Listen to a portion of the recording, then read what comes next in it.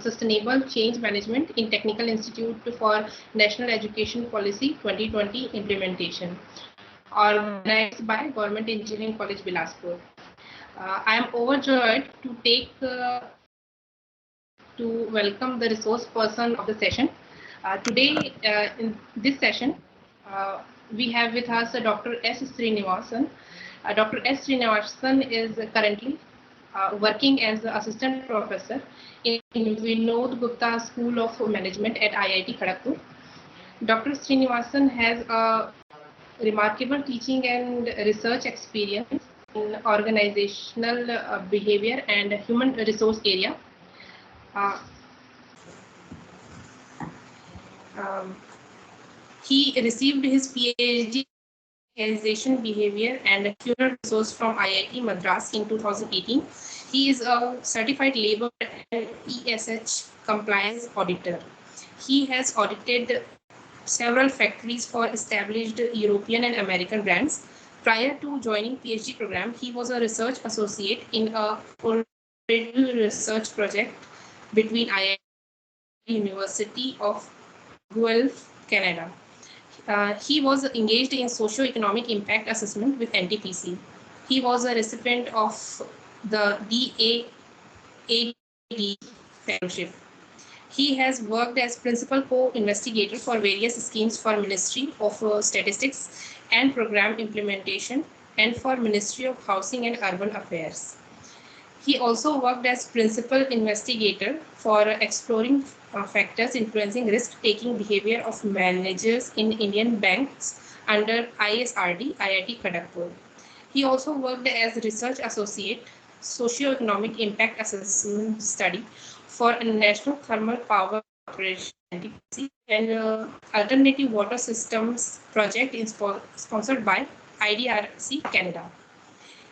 His area of interest include human resource management, training and development, supply chain, CSR, HR analytics, organizational behavior, employee engagement, employee experience, and corporate volunteering.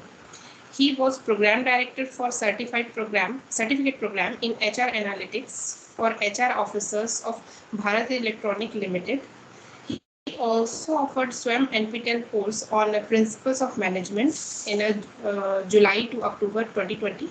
He also coordinated AICTE QIP course on consumer behavior, role of market research in November 2020.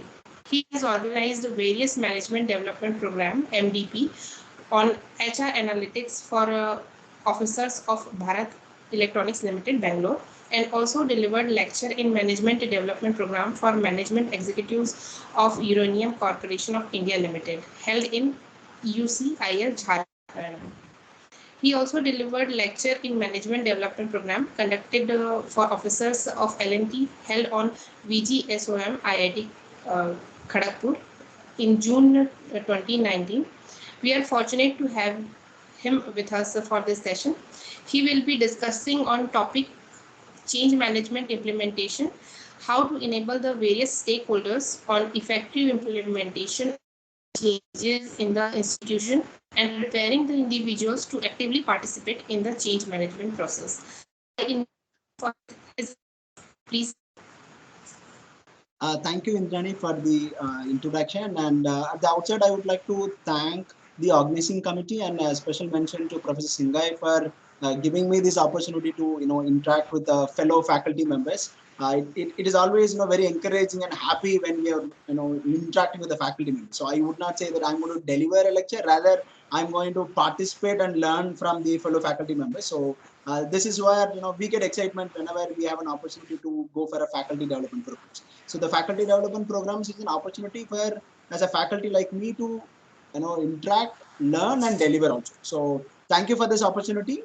And maybe it is always I get the post lunch sessions in most of the programs. I take it as an advantage for me to drive the post lunch sessions. I know how difficult, as all faculty member also will agree with me, post lunch sessions, and especially between 2 to 3 is very challenging to drive them and actively participate in the lecture sessions.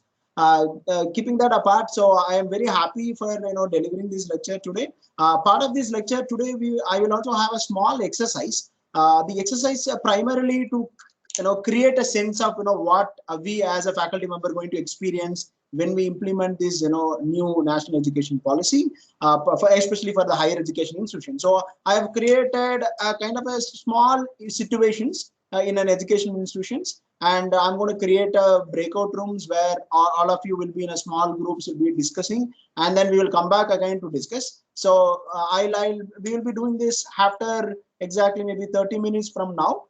Give me a moment. I'm going to share my screen.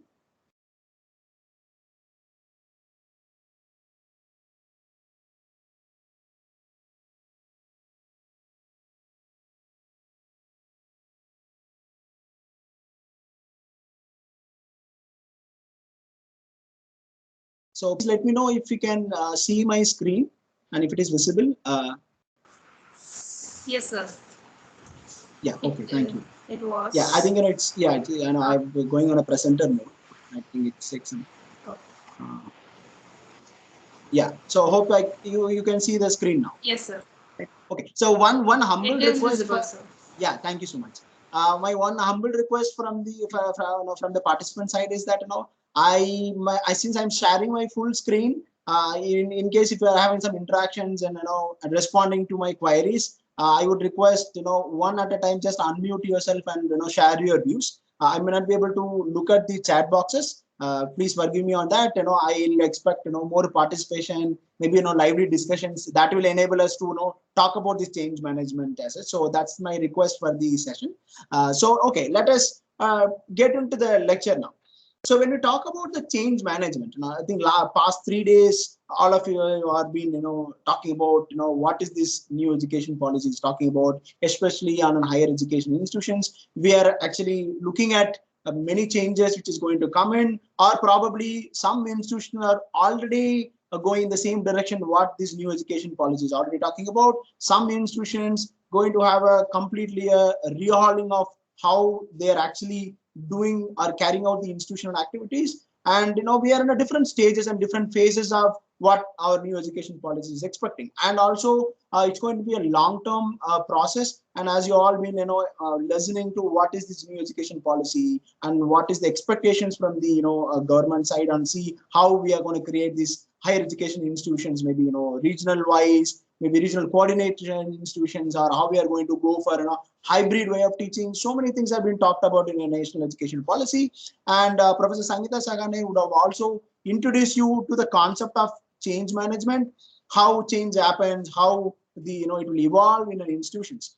Today we are going to look at how the change can be implemented in an institution, and maybe most of the theories which are all talking about larger level business organizations. Now we are going to replicate that, how we are going to do it in the educational institution setups, because each setups are different, and especially comparing from business to a service domain as like education institutions. So bringing in the change management is more challenging compared to what we can do in an organizational setup, because any change which is going to happen in an educational institutions, it is going to impact a lot of stakeholders. The lot of stakeholders involves society at large, and our key stakeholders like our learners, the students, and if you look at the society, government, and of course the institution itself will have a lot of impact when we have any changes in the way we are going to implement our new education policy. Now let us just try to understand what type of an organization change is very common. What type of a changes which everyone will experience being in an institution or being in an organizational setup. Maybe some of you may be in a university setup, some of you may be working in a engineering colleges, or maybe arts and science, or maybe collectively, or maybe a larger institutional setup. Now looking at the changes, there are three most important types of organizational changes. So what is the three type of a changes which will occur in institutions? One is the transitional change. So I'm just giving a base to understand where this NEP will map in this kind of an organizational change we're going to talk about. So now when you talk about this transitional change, what is this transitional change in institutions?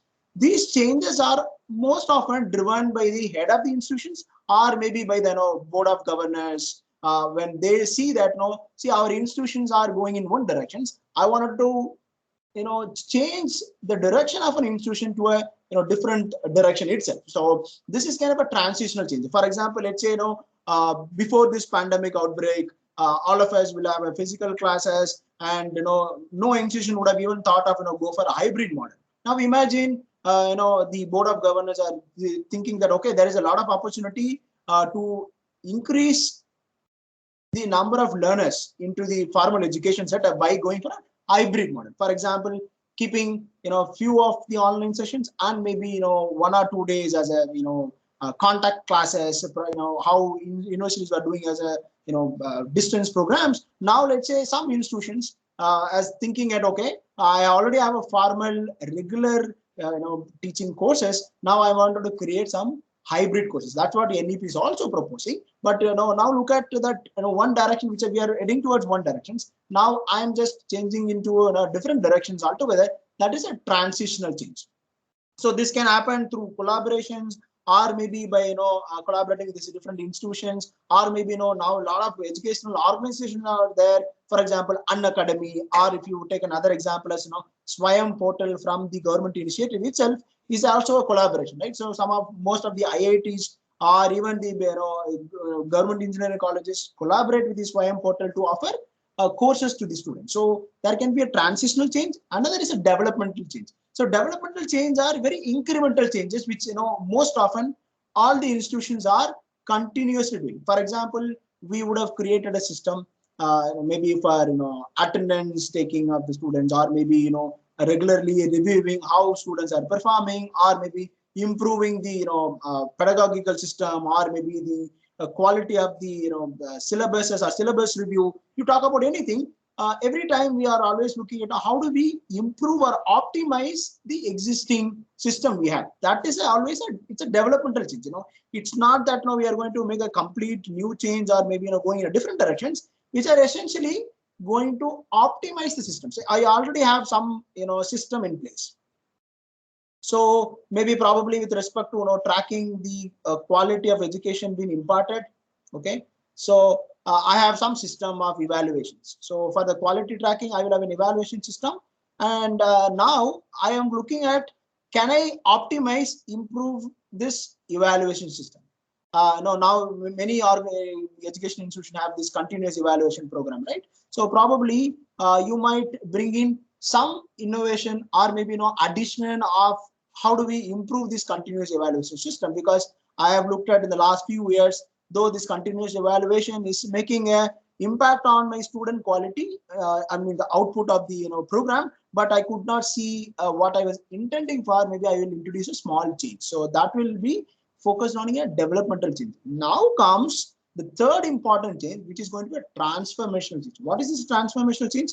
This will have a larger impact on the way I operate my institutions, or I'm just changing the fundamental concepts, or the way I've been delivering the my stakeholders. The stakeholders are my students or my society. So how I've been delivering, I'm trying to bring in a fundamental radical change. It's kind of a re-engineering the whole system of how I've been delivering. Now, for example, if you look at NEP, are essentially mapping with a transformational change.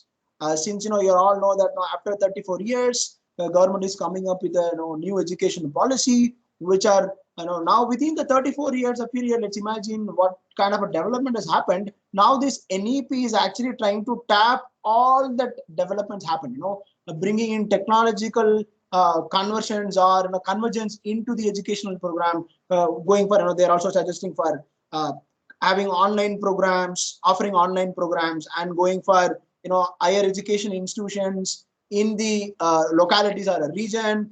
And then they're also talking about multidisciplinary programs, and they're also giving you, say that yes, 4-year program, somebody can leave in the second year, somebody can leave in 3 years, and 4 year. So in the 4th year with research, without research intensity, 2 years you can get a certificate, then diploma.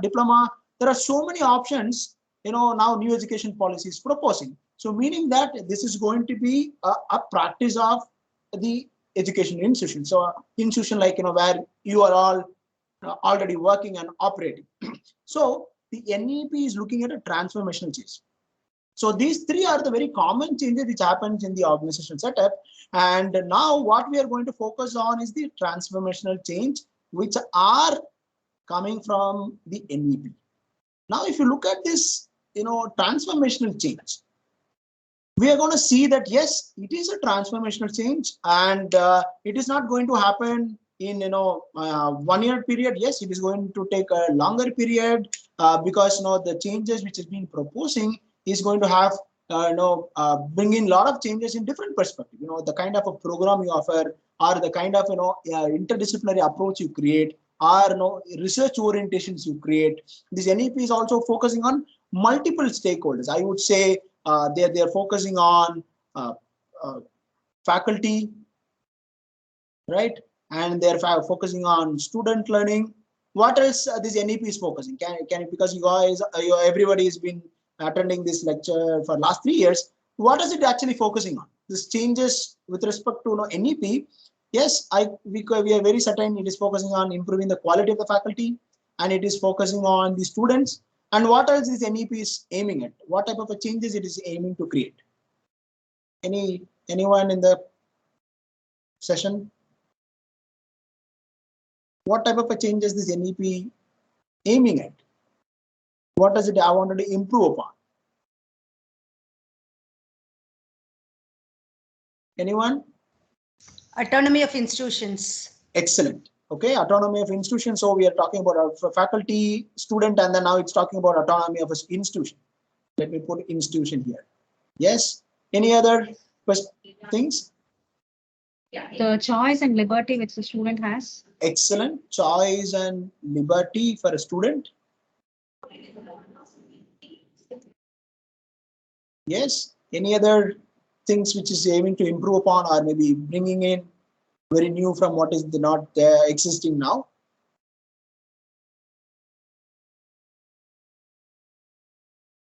Okay, so maybe looking at research orientation it is trying to create, right? So research orientation. Probably most of the standalone institutions are not a larger institutions were rarely focusing on the research perspective. They were primarily teaching institutions. Now NEP is looking at creating this research orientations in almost in all the institutions, and they're also saying that yes, there is an opportunity where some institutions can become a teaching intensive institutions, and they have an option to position themselves, what type of an institution they wanted to bring in. So now if you look at this kind of a changes, it is going to aim at, it's a large number of changes they are aiming for, and the number of people going to be involved in these changes are so many, as as some of you rightly said, yes, choice and liberty to a student. Yes, student is going to have many other choices, and faculty, yes, faculty, they're going to talk about how do you improve the quality of your teaching. It's also going to say that there is an evaluation system, there is a criteria, they're going to develop the evaluation criteria for faculty members. They're also saying yes, give more opportunity for small grants, creating grants for research by the faculty member. This is all being being proposed in the NEP. Now I want to talk about how to approach the change. When we're saying this NEP, as we were looking at, yes, NEP is a very broad and it is going to create a comprehensive change. Okay, so let me put it like this. So this NEP is looking at a broader and a very comprehensive change. Maybe the period of change can be longer. They're aiming at, let's say some changes they're aiming at in 5 years, some can happen in 10-year period, and some can even take a little longer. So for example, some of their thought process they are looking at to create a higher education institution, each of the regions, right? Maybe this institution will act as the guiding institution to support the other institutions. So now when we look at this NEP is very broad and it is looking at a comprehensive change. But when we are talking about institution level, whereas I'm working in an education institution, so my institution may be an engineering institution, or maybe an institution is kind of an university, or my institution an arts and science can be in a different institutions. Now if you look at the broad changes, as we said, there are a lot of changes being implemented. Now if you have to look at, there are so many type of changes which are being proposed in this comprehensive change. So Now, if you look at in an institutions, we will start, implementing changes or maybe making an effort to change, bring these changes into my institution. So what do I do? I generally, let's say some for talking about, quality of teaching. I'm just taking one example, okay? Quality of teaching as a some changes which we are going to implement part of this NEP. Now, let's say if you are talking about a quality of change, quality of teaching. So when you're talking about a quality of teaching, how are we going to implement it? Now, that can happen with multiple set of activities. Let's say 1, 2, 3, 4. So now, let's say these are a set of activities. Okay. So now, if you look at granular level, why I'm taking to a granular level, because we are going to be a key person who's going to experience this change, or rather going to be in a forefront to lead this change to happen in my organizations or my institution. So when I say all these activities, now treat all these 4 activities as an independent change. Okay, because these are the activities we are trying to address to improve my quality of teaching in the institution as part of the larger change proposed to be the NEP. If you look at the chain connection I am creating, so if you look at now, this can also come through this way. Okay, I'm going from the reverse approach where I'm saying this activity, and then it is directed towards quality of teaching. That quality of teaching is expected by the NEP.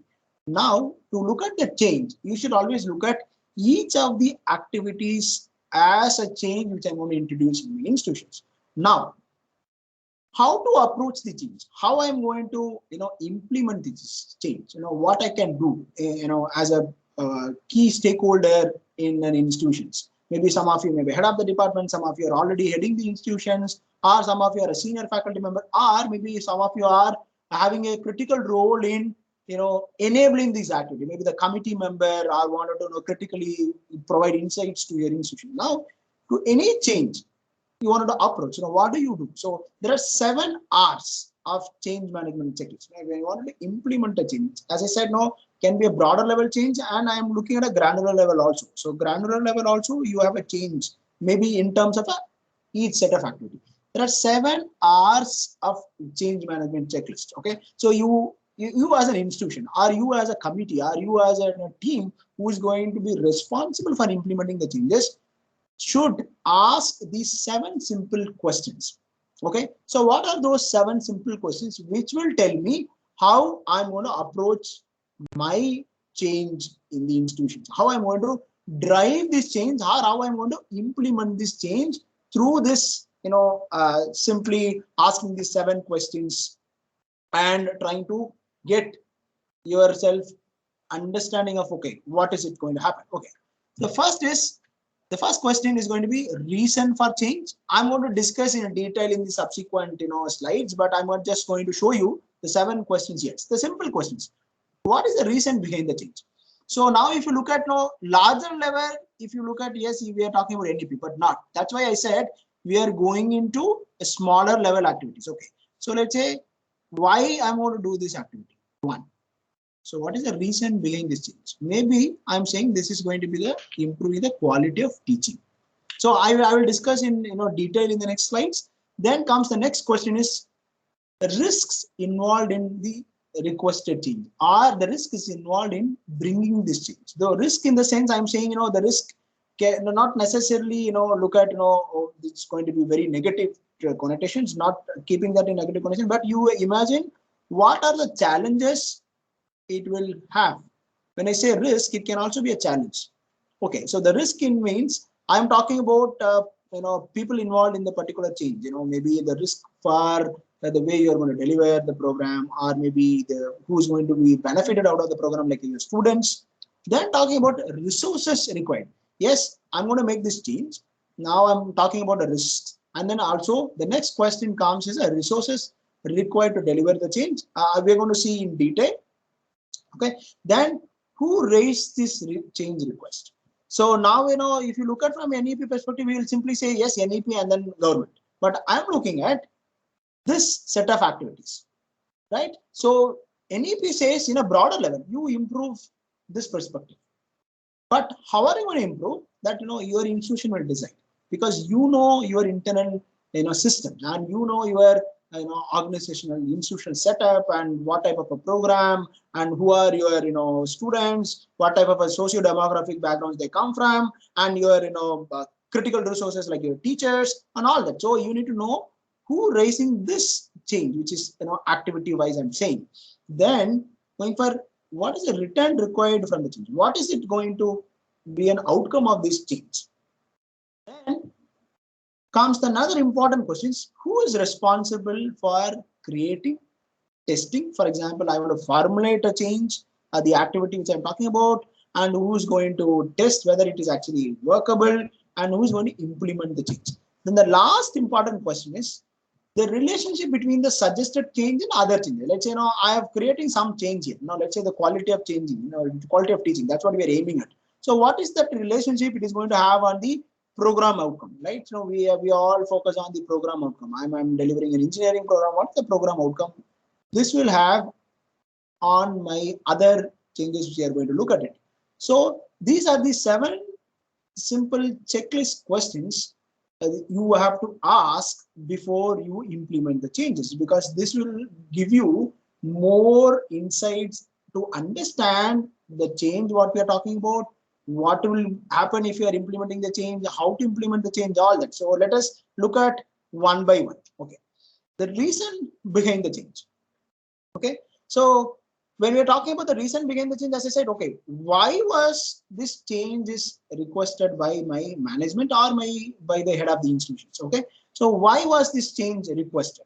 So as I said, you have to ask this question, and now I'm just reiterating the fact: do not always keep yourself on the higher level of this overall NEP requirement. Do not look at the overall requirement, because if you look at the overall requirement, you will get lost in the process of creating this overall changes. Okay, so always look at, as I said, no, this is a small portion of the larger change you're aiming at. So always look at, yes, this is a let's say this is a bigger change, and there are multiple quadrant. So now I'm taking one of it and talking about. So when I say why this change is requested, meaning that maybe I'm talking about this will fit here. That is why this change is requested. So now you have to understand the reason why this particular change. I'm talking about why this particular change. Then I'm trying to find out, maybe this will fit here, or this is going to fit here. Which one I'm talking about? Maybe my management says yes, we are bringing this change to fit this particular quadrant. Let's say 1, 2. I'm just giving the number randomly, 8 and 9. So I'm saying to bring this change of 1, this particular change is required. So now you're trying to understand the reason behind the change request. Okay, then comes what was the reason. As I said, maybe looking at what is going to largely impact, maybe the going by the same example of quality of teaching, or probably improving the infrastructure, improving the system process. Let us not look at the infrastructure assets, because maybe that involved with a lot of the financial resources. I'm talking about systems, improving the systems you have developed. Okay, now comes the second question is, what are the risks involved in the requested change? You have to ask the question of, okay, what are the risks associated with the change that are being proposed? Okay, let's say for a quality of teaching, I'm just keeping the same example so that now we can actually travel with the same. Okay, as I just said earlier, let me say 2, 3, 4 activities. Can anyone in the session, can you just tell me what type of a activity you can introduce that is different from what is existing? Okay, to direct the quality of change. Just give me 1 or 2 thought processes, so that now we can actually assess what are the risks associated with the change. Any one idea which are different or new to improve the quality of teaching?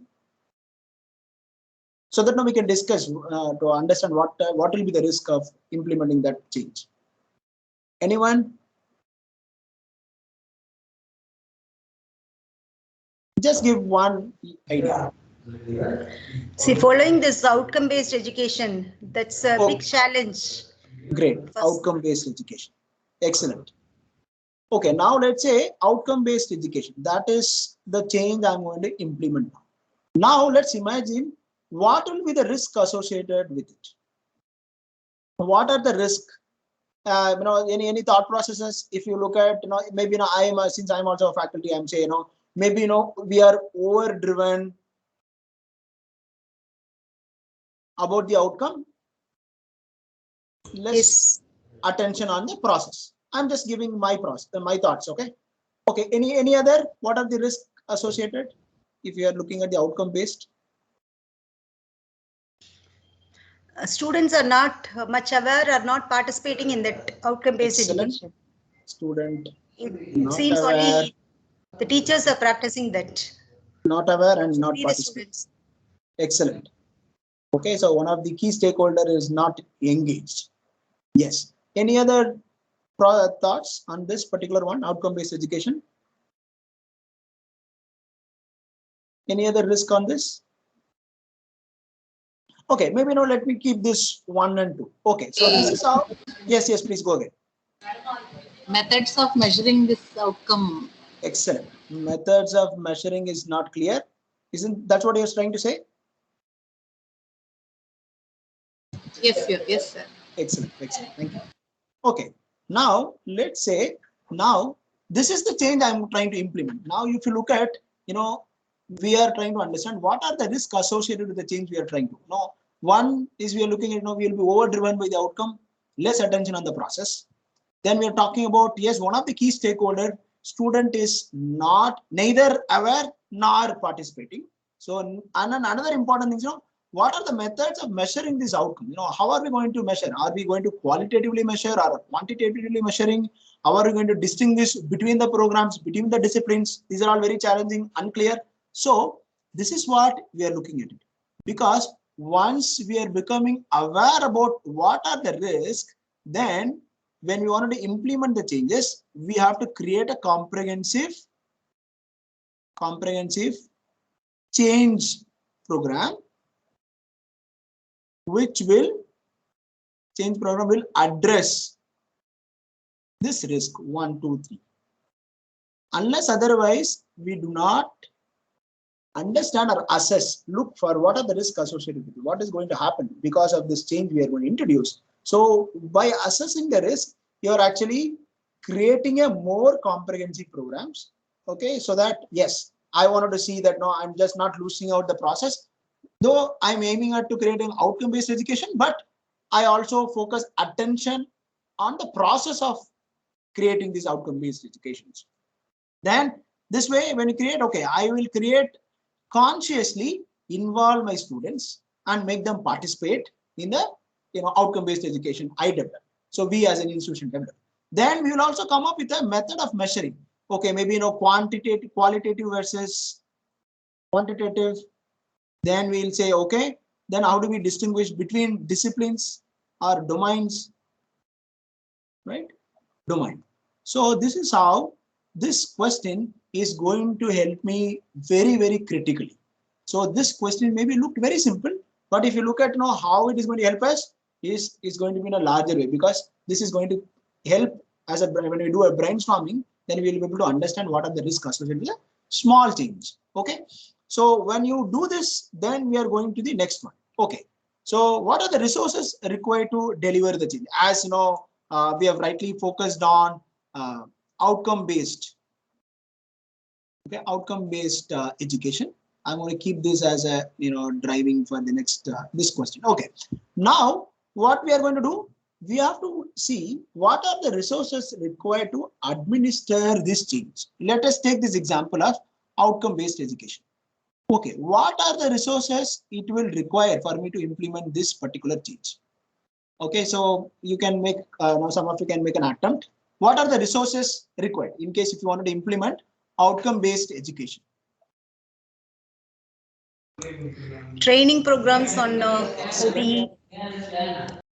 Training program. Great. Okay. So what are the other things? Maybe just look at, we also need resources with respect to, human resources, right? When we are talking about outcome-based educations, we are talking about, measurements, we need support of human resource.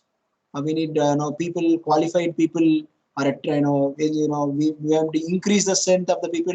Then eventually when you're talking about this training and human resources, definitely what do you require? Finance. Infrastructure, excellent. Yes, infrastructure is required. Then we need finance, right? Okay, so beyond this infrastructure, anything else? Okay, finance, infrastructure. Okay, so let us. Yeah, please go ahead. Thorough understanding of the proposal. Okay, so it's kind of making it okay. So thorough understanding. So let's say more comprehension. Okay, comprehension. Okay, the comprehension of the change. Okay, or maybe the comprehension on the goal. Okay, so now if you look at this, so when you have to assess what are the resources that are required for me to implement this outcome-based education. So now this is actually telling me, okay, we need a training program, we need infrastructure, we need human resource, we need finances, of course, critical, and we also need to create a comprehensive understanding on the change or a goal which are aiming at. So these are the resources we are looking at. Now comes why this is helpful. This will able to determine, okay, so these are the resources required. Now we'll assess and see what do I have now. What do I already have? Maybe some infrastructure I have, some I need to create, not the complete infrastructure as such. Or maybe I have a resource, probably one or two addition is sufficient. So that this when you assess what is required, that will help you to understand, okay, what do I have and what are my deficiencies, right? So what is that gap that is existing when I understand my resources? This will help me to better equip myself to implement this change effectively. That's where this question is going to help. So when you ask this question of, okay, what are the resources I require to make this change? So this is going to tell me, okay, I have listed down, okay, these are the resources I require. Now when I listed down those resources, I will compare against what do I have already. Do I have an existing resources which can support this? Okay, then I will find out what is that gap which is existing, that yes, these are the things which are I'm having short of, so I need to focus on this so that I will be successfully implementing this change. Okay, now let us move on to the next question of who raised this change. For example, this is very important. Why we are trying to understand is who's raised the change is, for example, somebody, let's say, when you're talking about the outcome-based educations, maybe when we are brainstorming, some of the faculty member, maybe some of the head of the departments could have proposed this change, looking at now what we are aiming to create. So we need to see that now who has actually raised this change requested, so that we can actually say, okay, why, what is the reason behind them? They will have a better understanding, or maybe they would have had an intention to say why this outcome-based education is critical. So the moment when we know who raised this change, they will have a the intention will be clear. We will have more input to understand, okay, what is that intention behind requesting this change. And so this will actually trying to create a kind of ownership on the people who raise this questions, because they might even become a person who is going to drive the complete change. Okay, then what is the return required from the change? The return required is we are looking at what will be the outcome of the change we are trying to create. So when we say outcome based education, okay, so what will be the return when we implement this outcome based educations? What will be the output of this? Let's say you as an institutions have implemented this outcome based educations. What is the potential return, potential outcome, means output of this implementation? Any guesses what it can bring for an institution? It's a good placement Excellent. when quality students. Okay, placement. Okay, the improved quality of students. Excellent. Then it's this the need for a accreditation bodies. Okay, so it's also supports accreditation. Okay, excellent. Any other outcome? It will also definitely improve the brand, right? Brand of the institution. Yeah. So reputation or a brand. So now this is very, very important. Why? Because how do you sell your change to the bosses or maybe people who are resisting the change? And maybe Professor Sangeeta Sagane would have discussed about resistance to change. So now to sell this change, to sell the change which you are proposing, you need to know what is that mobility it is going to bring. For example, I as an institution, let us put a graph like this. Okay, so I am here and probably this change can push me to this level. So how with this we are saying, yes, there can be a possibility of this delta change is possible. Okay, this delta x is possible by this change. So this understanding and trying to make an understanding to, okay, what is that it is going to bring when we bring this change. So this is going to be a selling point for you to propose the change or drive people who are resisting the change. Okay, sometimes you say that some may support, some may not support, and because we always have this problem. What's in it for me? Why should I do? Right? So everybody asks this question: what's in it for me? So why should I engage in this? Right? So for example, when you say NEP or accreditation, quality assessment, all that, we say I am hired for teaching, I am delivering. There are so many courses being assigned on me, and people will be asking me, what is it in for me? So you can say, largely, if you look at the brand of institution goes, so your identity when you go and say that you are associated with these institutions, you are going to have a good reputation outside. Similarly, it is going to improve the quality of the students. Yes, I know the student will become my alma mater, the alumni, and they reach good heights, they come back and then support you in research or maybe different avenues. So probably the goal, the longer change or longer impact it is going to create will drive you to support people for this change. Okay. So that is why we need to ask these questions. What is the return we are going to get? What is the outcome we are going to get out of this change? Okay. Then comes a very, very important question. We are going to ask who is responsible to make this change. I'm just going to discuss in detail. So let's say when I say who is responsible, I need to find out as an institution. I again going back to the same question of outcome based education. So now I have shortened it like OB. Now, let's say in an institution we are proposing. Now we need to say, okay, who is going to be responsible to drive this? See, now one question is very clear. One answer is very clear. Any change you implement, everyone is a party. Okay. So that's very clear. No exclusivity, no exclusion. Okay, no exclusion.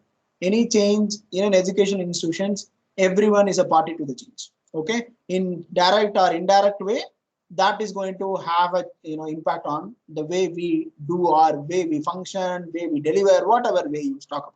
So there is no exclusion. So that is very upfront. I'm just saying. Now comes the question of who is going to drive. Why I am saying that there is no exclusion and everyone is a party, because you cannot say that okay, it is the responsibility of the people who is driving it. It is not the case. So now, but eventually we need a people or a person to drive this change. So the most feasible or a possible way in an institution is always to forming a committee, right? So we might forming a committee. So we'll form a committee who is going to drive this change. Though the responsibility is entrusted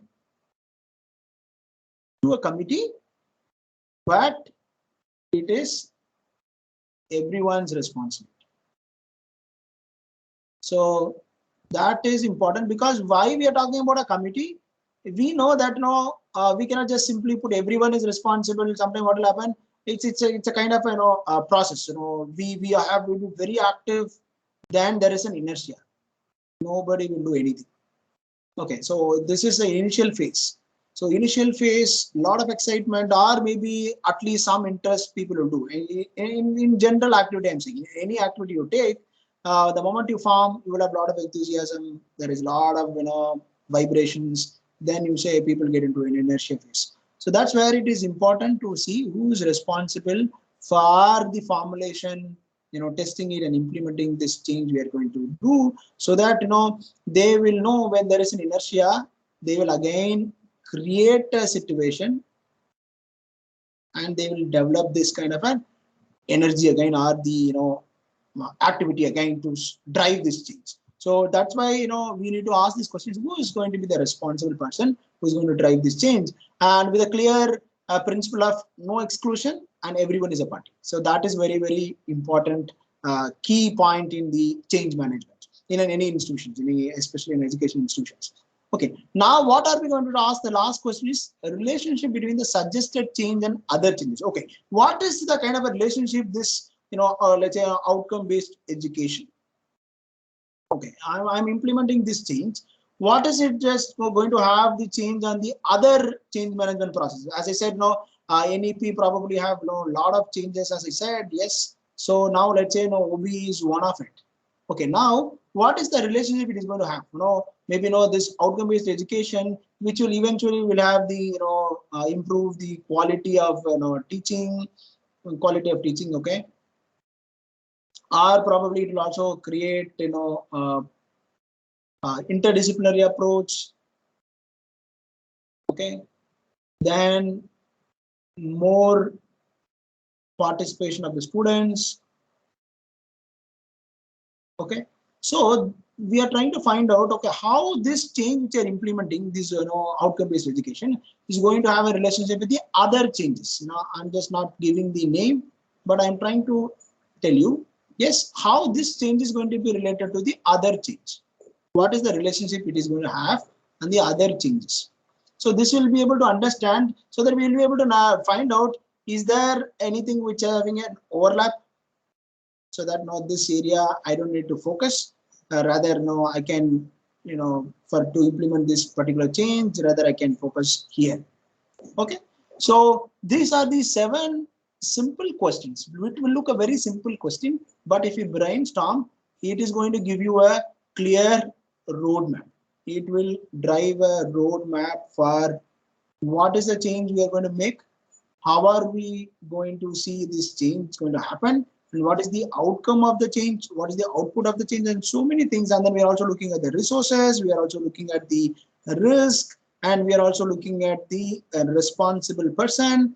All these questions will help my institution to build a better comprehensive change management idea to see that how do we try. Okay, now we are going to have a small activity now. Okay, so I will request the technical person to just form a So before we get into that, I have a question. Yeah, please.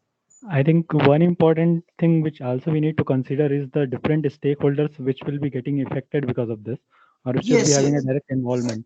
Like NEP talks about having increased industry academia interaction. Yeah. And until unless we are identifying that, industries also have to be bring into picture. Yes, they also yes, have to be consulted. They also have been agreed to participate more with the academic institute. Will not be able to achieve the true goals of NEP. Absolutely. Where exactly identifying those other stakeholders will come into these 7 hours? Okay, so now let us say, let me go back to the when we say risk associated, or what is the kind of outcome, or the when we say risk associated, or the involvement of the resources required. So probably that is the place where we are talking about. Okay, so now I was only referring to this OBE, so we were having a very restricted discussion. When we talk about industry collaborations, then I'm going to assess the larger. We have other we have not completed yet. There are so many things left, so I'm going to discuss about it. But when you look at, this particular change, while I looked at only one of these changes, maybe another change which says, okay, scanning the, stakeholders. Okay, who will have say on my change. Okay, now this is what you are actually talking about. Let's say, I'm talking about industry collaborations. When I talk about the stakeholders are two types. Okay, so there are direct and indirect. Okay, so or maybe sometimes people call it internal and external. Okay, so then here you need to understand and then do a scanning exercise to understand, okay, who are the stakeholders going to be engaged in this change, and what is that impact they will create, or what is that participation or the input they have to provide to make this change possible. That's where this exercise of when you're talking about the risk associated and the resources required. When I say resources required, that simple question I asked. So the resources required will also talk about this industry perspective. So for another change which you are talking about, now we were only talking about this OBE, or maybe this place also require an industry participants. Now when I say resources required, I might look at, okay, I need an industry collaboration. Now for that, I should come up and say, okay, how do I create this industry collaboration? So now this will again address in what way. We will also talk about the plans of implementing, and how do we implement the change. Then we will talk about how are we going to create this industry collaboration, who is going to be responsible, how are we going to drive this collaboration. Okay, so this I will discuss in detail in the other portion of this session today. Okay, so hope this is responding to your questions, or if you have any other additional Yes, questions sir. to this, please. Yes, sir. Thank you, sir. Yeah, great. Okay, so I'll give me a second. I'm going to. Okay, can I put up a message here in the chat box now, Mr. Vivek? Chat box maybe, sir, is disabled for you, I think, or for outside organization, I think. Okay. Can you just enable, because I want to share a document, small document, so that they can do the activity. Sir, actually option is not available with me. That's why. Okay. So now, so what should I do now? So maybe you can just quickly tell me. I can send it to you as an email. Yes, sir. You can do it. I will share it in the WhatsApp group of all the participants. No, okay. Yeah, you can do that also. So can you just tell me your email ID? Just Vivek. Yeah. Vivek. Dot Rathore, RATHORE. RATHORE, at the rate gcbsp.ac.in. gec.ac.in, right? gcbsp.ac.in. Okay, GEC. Okay, now can you repeat? Now I'm just missing out. Vivek.Rathore at the rate gecbsp.ac.in. BSP. Bilaspur BSP.ac.in. Okay. Give me a second. I'm just sharing a.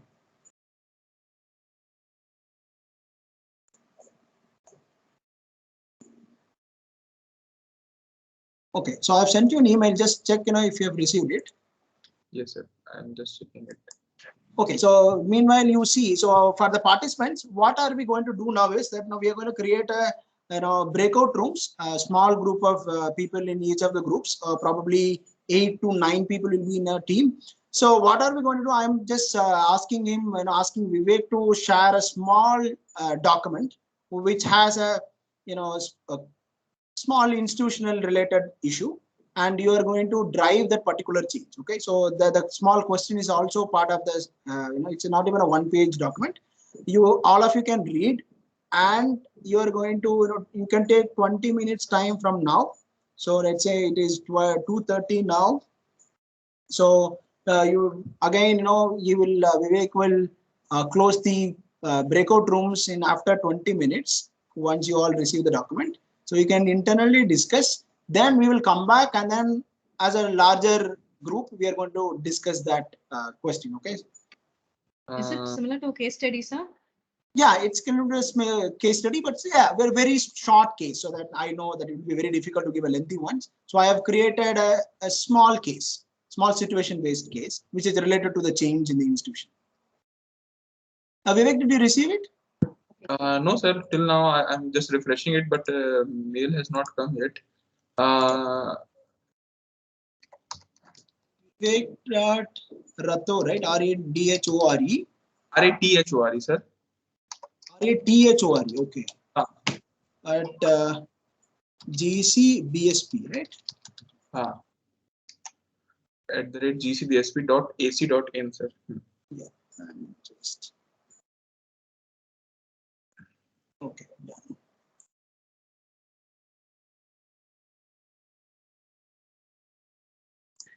Okay, so can you just see, if you receive? Yes, sir. I'm just checking it. Yeah, please. It came, sir. It came, right? Okay, now you can send it to all the participants, and now you please create a breakout room for now there are 105 Sure, means 120 people, so maybe not 10 in a group. Okay. Just create the breakout room, and after 20 minutes, because since you are the host, I cannot do. Maybe I will also be part of the document you have yeah. shared Please me. share the document. Yeah. Okay, So please, participants, please confirm that whether you have received it. Jyoti Bala, do you have any question? We have raised your hands now.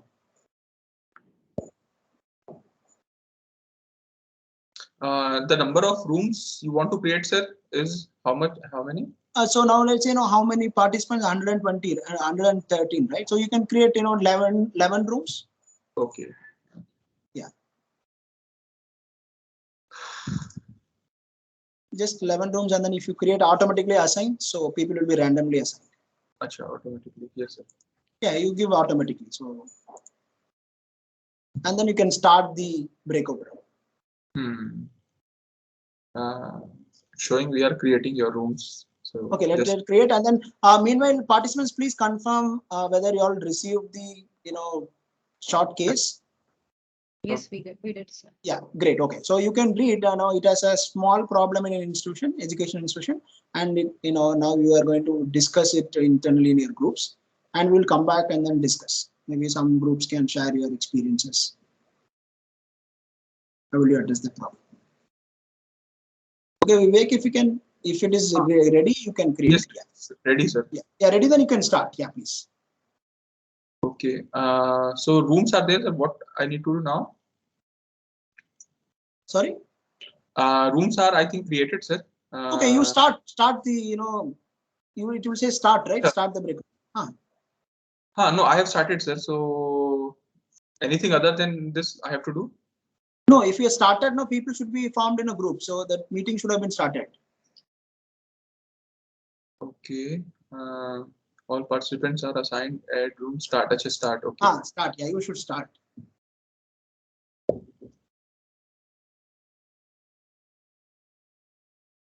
After 20 minutes, you actually, close the room. Okay.